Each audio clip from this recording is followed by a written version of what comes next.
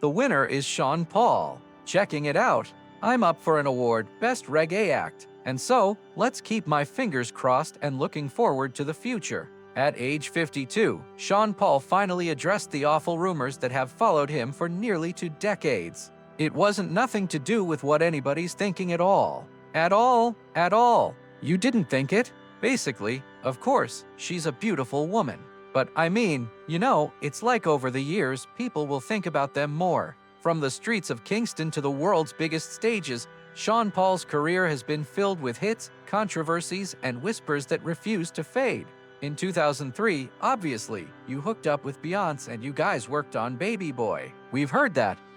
There's more to the story than just the songs. His collaborations broke barriers, but it was one partnership with Beyoncé that turned into the center of wild speculation. Before we reach that turning point, we need to trace Sean Paul's journey from a Jamaican athlete's son to a dancehall superstar. Sean Paul Ryan Francis Henricus was born on January 9, 1973, in Kingston, Jamaica. His story didn't begin with music. It began in a family known for athletics. His father, Garth Henricus, was a swimmer who represented Jamaica, while his mother, Frances, was a painter of English and Chinese Jamaican descent. That background gave Sean Paul a unique identity in Jamaica's cultural mix. She tell me the story, half of it she show that she and my grandmother, English lady, stand up behind the tazes. As a young boy, Sean Paul grew up around water sports. He became an excellent swimmer himself, competing in water polo for Jamaica's national team between the ages of 13 and 21. Sports seemed like his destiny, but his love for music grew stronger.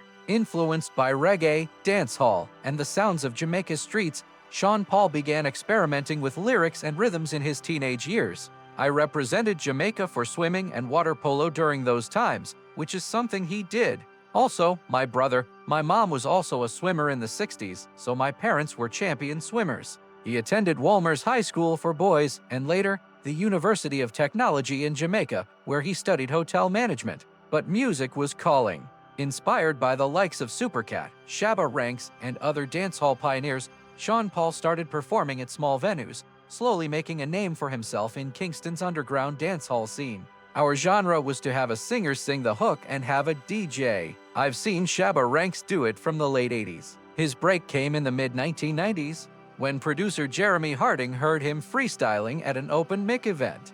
Harding was impressed and invited Sean Paul to record at his studio. Their first major collaboration was the single Baby Girl in 1996, which put Sean Paul's name on the map in Jamaica. We in Houston, so I gotta ask you about Baby Boy for sure, because listen man, this is Beyoncé's home right here, and y'all killed that song. That was followed by Infiltrate, which gained traction locally and showcased his fast-talking, rhythmic flow that stood out from other DJs. The real turning point came when Sean Paul released his debut album, Stage 1, in 2000 under VP Records. The project compiled many of his early singles and gave international listeners their first real taste of his sound. While it wasn't an instant commercial hit worldwide, it built credibility for Sean Paul as one of the freshest voices in dancehall. Around this time, Sean Paul was also building connections through collaborations. He appeared on the soundtrack of Belly in 1998 with DMX and Nas, giving him his first exposure to U.S. audiences. He also worked with fellow Jamaican artists like Mr. Vegas and Beanie Man, further solidifying his role in the growing dancehall wave.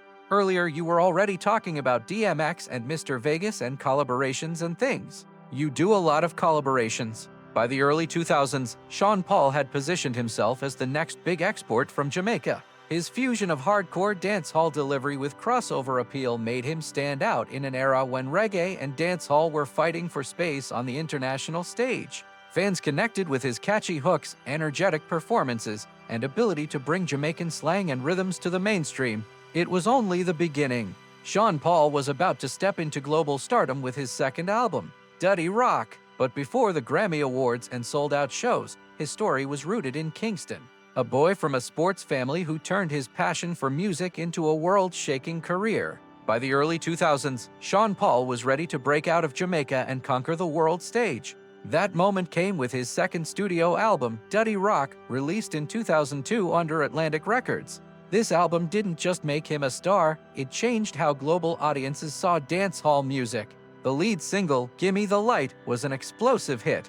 With its infectious rhythm and unmistakable Jamaican slang, the song climbed international charts and became a club anthem from Kingston to New York to London. Suddenly, Sean Paul wasn't just another dancehall artist, he was the face of a movement. But it was the second single, Get Busy, that solidified his place in music history. Produced by Stephen Lenk Marston and built on the iconic Diwali rhythm, Get Busy stormed the Billboard Hot 100, reaching #1 in the United States. It was rare for a Jamaican dancehall track to dominate mainstream US charts, and Sean Paul achieved it with style. His rapid-fire delivery, catchy chorus, and dance-ready energy turned him into a household name. The success of Dirty Rock didn't stop there. Other singles, like Glue, I'm Still in Love with You, and his features on tracks with Beyoncé and Blue Cantrell expanded his global reach. Sean Paul had found the perfect balance between authentic dancehall vibes and pop crossover appeal. In 2004, Sean Paul's achievements were recognized with the Grammy Award for Best Reggae Album for Dirty Rock.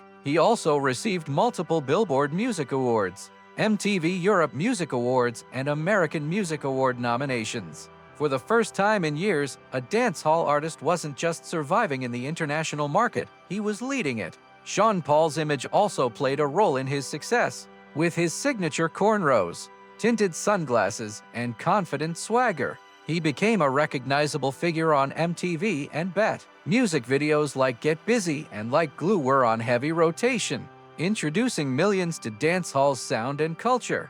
However, this rapid rise came with challenges. Critics in Jamaica often debated whether Sean Paul's music was too commercial compared to hardcore dancehall acts. Purists argued that his clean-cut style catered more to international audiences than to Jamaica's street roots. But Sean Paul defended his approach, insisting that he was putting Jamaican music on the map and creating opportunities for others to follow. Collaborations further boosted his profile. He jumped on Blue Cantrell's Breathe remix, which topped charts in the UK, and later worked with artists like Snoop Dogg and Busta Rhymes. Each feature introduced him to new audiences and cemented his reputation as a versatile hitmaker. By the mid-2000s, Sean Paul was not just a Jamaican success story, he was a global superstar.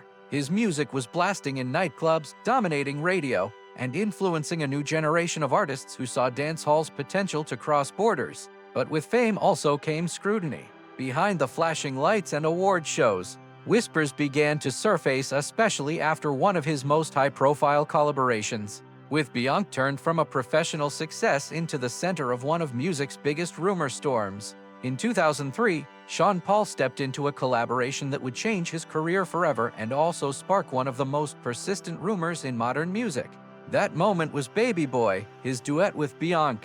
The track appeared on Beyoncé's debut solo album, Dangerously in Love, and instantly became a global smash. Produced by Scott Storch with additional Jamaican dancehall influences, Baby Boy had all the elements of a hit: an irresistible beat, Beyoncé's sultry vocals, and Sean Paul's undeniable energy. The song dominated the Billboard Hot 100, holding the #1 spot for 9 weeks straight in 2003. For Sean Paul, this collaboration introduced him to a new level of mainstream fame, while for Beyoncé, it helped solidify her as a solo force outside Destiny's Child. But almost as soon as the song blew up, so did the rumors. Fans noticed that Beyoncé and Sean Paul rarely performed the song together live, even though it was one of the biggest hits of the year. When they did share a stage, like at the 2003 MTV Europe Music Awards, viewers pointed out a strange lack of interaction. Beyoncé performed with her usual intensity, but Sean Paul stood slightly apart, delivering his verses with minimal eye contact. That performance fueled speculation. Why would two artists with such undeniable chemistry on record seem distant on stage? The internet went wild with theories. Some fans suggested backstage tension. Others whispered about a romance that had gone too far. Tabloids began hinting at a secret connection between the two stars, with some claiming Jay-Z, Beyoncé's then-boyfriend and future husband, was not happy about the attention Sean Paul was receiving. In interviews, Sean Paul tried to downplay the situation. He acknowledged that schedules and staging often made it hard to perform together. But that didn't stop the whispers. By 2004, rumors of a hidden relationship were everywhere. Social media threads, gossip magazines, and even industry insiders hinted at more than just a working partnership. What made the situation even more intriguing was Bianca's decision to often perform Baby Boy alone on tour. She would sing her parts and let Sean Paul's verses play as a backing track. Fans interpreted this as proof that something had gone wrong between them. If the collaboration was purely professional, why not capitalize on their chemistry by performing it together more often? Some conspiracy theories suggested that Jay-Z had stepped in, feeling uncomfortable with Sean Paul's closeness to Bianca. Though nothing was ever proven, the narrative stuck. Even years later, fans continue to analyze old footage, lyrics, and interviews, searching for clues. For Sean Paul, the rumors were both a blessing and a curse. On one hand, they kept his name in headlines and made Baby Boy a cultural talking point. On the other hand, they overshadowed his other achievements, with the public more interested in scandal than in his music. The situation grew so intense that nearly 2 decades later, Sean Paul would finally break his silence about what really happened. But before that reveal, the rumor mill only got louder, painting pictures of secret meetings, alleged texts, and Jay-Z's supposed fury.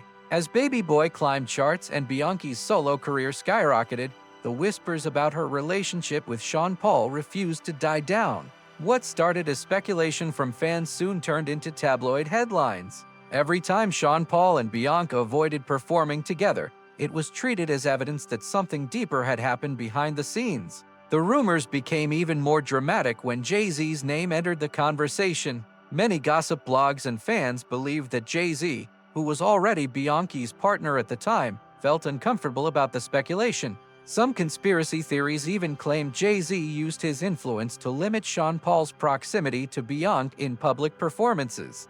This theory gained traction after several award shows and TV specials where Bianca performed Baby Boy without Sean Paul present. On tours, Sean Paul's parts were played as a backing track rather than bringing him on stage. To fans, this seemed unusual after all. Most hit collaborations are highlighted during live shows. The absence only fueled the belief that something had gone wrong between the artists. Behind closed doors, industry insiders reportedly added more fuel to the fire. Anonymous sources suggested that Jay-Z may have confronted Sean Paul or that there were heated discussions about boundaries. Nothing was ever confirmed, but the entertainment press leaned heavily into the idea of a behind-the-scenes power struggle. Sean Paul himself couldn't escape the questions. Interviewers repeatedly pushed him to explain why he wasn't performing the song with Bianca. In one interview years later, he admitted, still, Sean Paul also confessed that the speculation had a real impact on him. According to him, the constant questions about Bianca overshadowed his own work, reducing him from a global dance hall star to just the guy rumored to be with Bianca. To fight that for so many years, it's tiring. Even Bianca's own actions added to the tension. In some televised performances, fans claimed she avoided eye contact with Sean Paul or kept physical distance, making the onstage energy noticeably cold. Viewers dissected these clips frame by frame, convinced they were witnessing silent confirmation of a hidden story. By the mid-2000s, the rumor had taken on a life of its own. It was no longer about music. It was about alleged betrayal, jealousy, and the power dynamics of the entertainment world. Sean Paul, once riding high on the success of Duddy Rock, found himself in a position where his credibility was tied to gossip. Still, he never lashed out at Bianca publicly. Instead, he maintained a careful balance, denying anything romantic had happened, while also acknowledging how unusual the situation was. This kept the mystery alive, and the mystery lingered for almost 2 decades. Fans, journalists, and conspiracy theorists refused to let the story go. But finally, nearly 19 years later, Sean Paul would break his silence in a way that stunned many, offering his side of the story and clearing the air once and for all. For almost 2 decades, the rumor linking Sean Paul and Bianca refused to fade.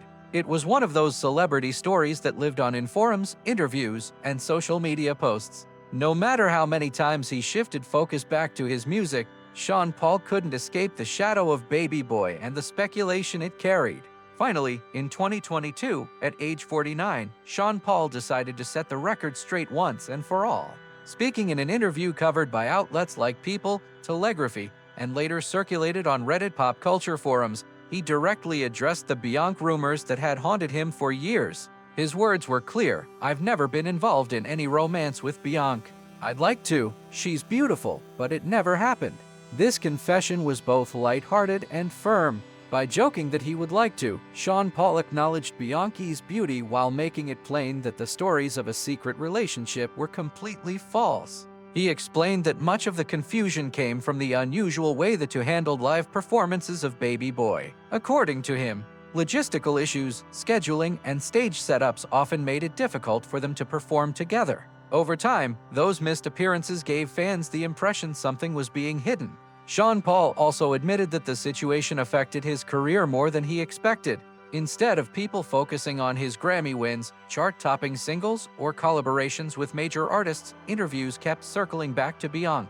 For an artist who had worked tirelessly to bring Jamaican dancehall into the global spotlight, it was frustrating to have gossip overshadow his achievements. Despite this, Sean Paul made it clear he had nothing but respect for Beyoncé.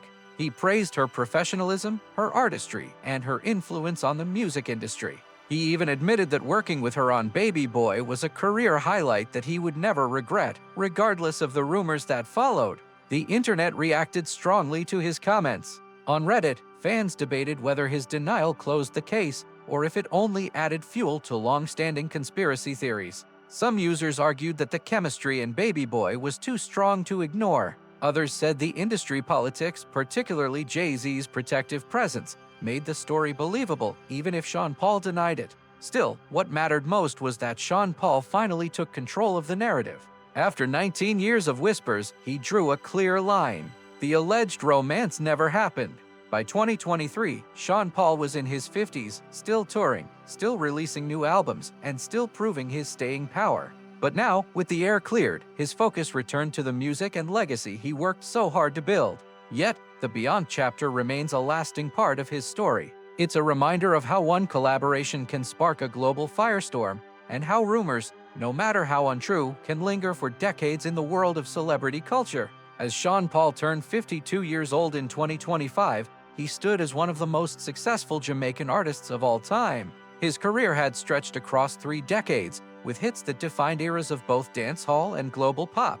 From Duddy Rock in 2002 to Skorka in 2022, he had remained a constant presence in music, adapting to trends while holding on to the foundation of his Kingston roots. At home, Sean Paul's life was just as meaningful. In 2012, he married Jamaican TV host Jodie Stewart, a relationship that kept him grounded despite the chaos of fame. Together, they raised 2 children born in 2017 and 2019, whom he often described as his greatest motivation. In interviews, Sean Paul revealed how fatherhood changed him, influencing the themes of his later music, which leaned more on love, family, and positivity. "You're about to be a dad for the 2nd time.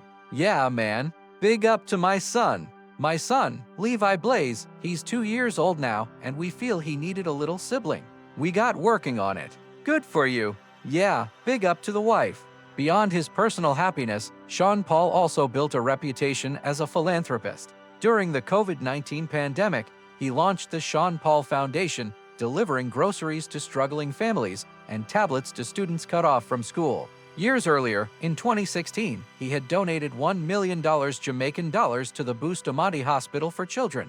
These efforts reflected a man who never forgot his roots and who used his platform to support Jamaica's next generation. This is to help you guys to follow your future. Sean Paul also became an outspoken advocate for dancehall culture. He openly criticized the global music industry for using dancehall sounds without giving proper credit to Jamaican artists. He mentioned stars like Drake and Justin Bieber, who borrowed heavily from the style, while many authentic dancehall acts struggled with travel bans and lack of exposure. For Sean Paul, this wasn't just about himself.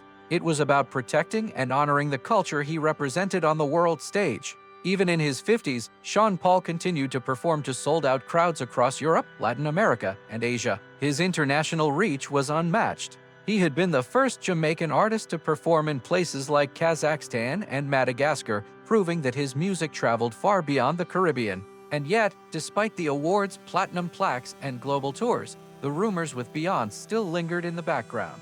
But by addressing them directly in 2022, Sean Paul made sure the truth was on record. Now, at 52, he could look back at his career with clarity, knowing the story of his life was built on more than gossip. It was built on the power of music, discipline, and persistence. Today, fans remember Sean Paul not just for his hits like Get Busy, Temperature, and Baby Boy, but also for how he carried Jamaican music into mainstream culture without losing authenticity. His voice remains one of the most recognizable in music, and his legacy is secure as both an entertainer and cultural ambassador. As he moves deeper into his 50s, Sean Paul continues to balance family, philanthropy, and global performances. The man once at the center of endless speculation is now focused on something greater, leaving behind a legacy of rhythm, resilience, and representation for Jamaica on the world stage.